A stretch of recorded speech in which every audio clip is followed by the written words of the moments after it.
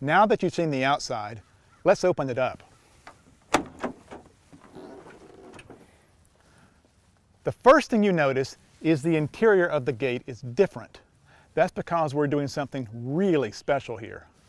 This is the folding extension of the tailgate. This extension can be placed at different angles relative to the bed of the truck. It all depends on what you need to do. So first, let's place the extension at 180 degrees. Now when this extension is at 180 degrees, what you are essentially doing is lengthening the bed of your truck. Now more and more trucks are being sold as four-door vehicles. What this means is that the beds are getting shorter. With the Elongator, you get some of that space back. You're extending the bed by almost 2 feet beyond your tailgate. Now this is great when you're carrying long loads of lumber, pipes, or other items.